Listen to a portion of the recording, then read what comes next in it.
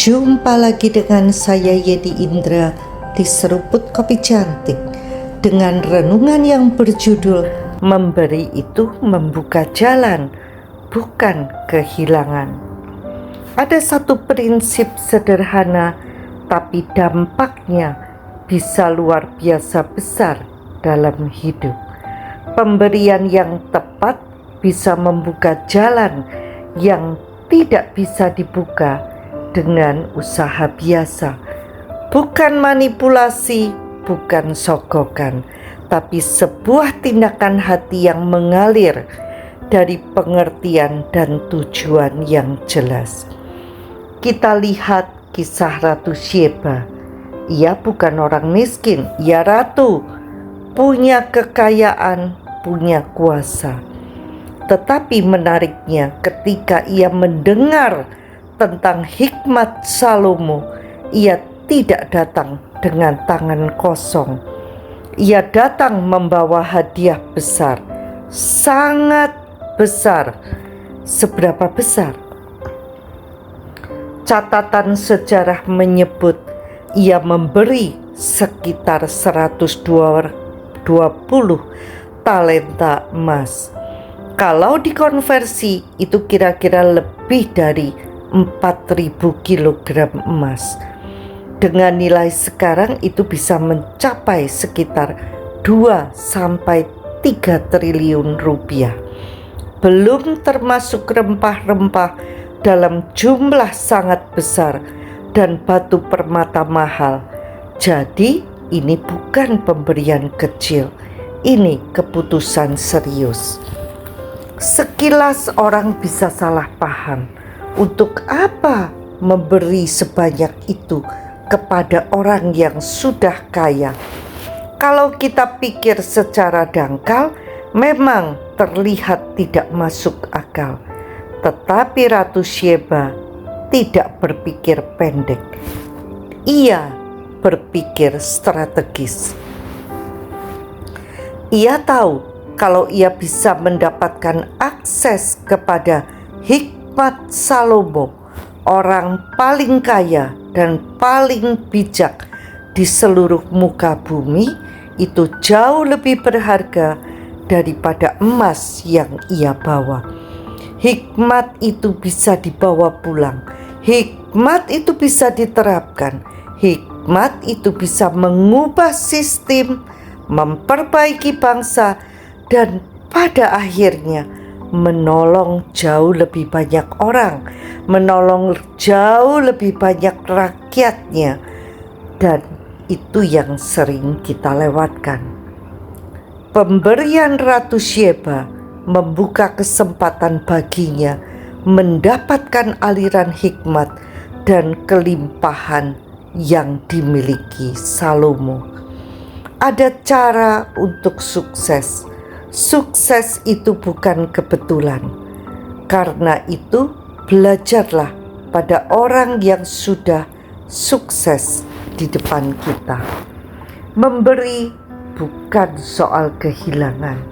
Memberi itu soal membuka jalan kepada sesuatu yang lebih besar.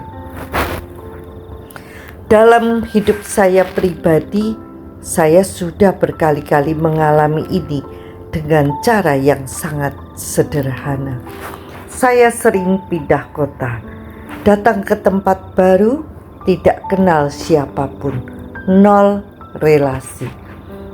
Kalau hanya menunggu, ya bisa lama sekali. Tapi saya belajar satu hal, jangan tunggu pintu terbuka. Kita bisa mengetuk dengan cara yang baik. Saya kirim kue ke youth leader sambil titip anak-anak masuk sekolah minggu. Sederhana sekali, tapi dari situ percakapan mulai, hubungan dibuka. Tidak kaku, tidak canggung, dan itu membuka jalan. Saya juga belajar, setiap kali ada orang yang menolong kita, jangan diam saja. Beri sesuatu, tidak harus mahal, bisa kue, bisa sesuatu yang kecil, tetapi itu membuat hubungan jadi hangat, lebih manusiawi, lebih hidup. Itu bukan basa-basi, itu sikap menghargai. Dan saya pribadi, karena saya suka membaca dan belajar, saya sering memberi buku. Buat saya, buku itu bukan sekedar barang, itu isi, itu nilai, itu bisa mengubah cara pikir seseorang. Saya punya akses dengan penerbit, jadi seringkali saya tinggal minta nomor telepon orangnya, transfer, dan buku langsung dikirim. Very simple. Banyak pembaca seruput kopi cantik yang saya kirimi buku, bahkan gratis. Dan yang menarik, tidak sedikit dari mereka yang akhirnya jadi sahabat dekat. Salah satunya Feni Halid. Tersambung karena membaca seruput kopi cantik. Awalnya hanya chat, lalu dia berpikir, kok bisa ada orang gak kenal kirim buku gratis pula. Dari situ hubungan terbentuk. Hari ini kami jadi sahabat. Ada lagi Pak Irsan di Binjai. Awalnya dari seruput kopi cantik juga. Waktu itu bisnisnya sedang bermasalah. Saya kirimi buku, ternyata dilahap habis. Satu buku lanjut lagi, sampai hampir 10 buku.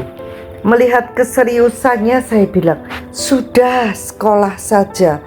Program sekolah 1 tahun, tapi karena online selesai dalam waktu 6 bulan. Wow, keren ya. Hasilnya bisnisnya bukan hanya pulih, bertambah 1 toko lagi. Dari jual jam, sekarang tambah toko kacamata. Bahkan jual tangki M-Point juga, tangki produk perusahaan saya. Dan sampai hari ini kami ngobrol setiap hari. Dari tidak kenal jadi sahabat dekat.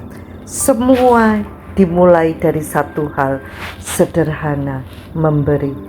Jadi kalau mau jujur, memberi itu bukan soal uangnya, tetapi tentang hati, arah, dan tujuan. Sampai jumpa di episode berikutnya bersama Yeni Indra di Seruput Kopi Cantik. Tuhan memberkati.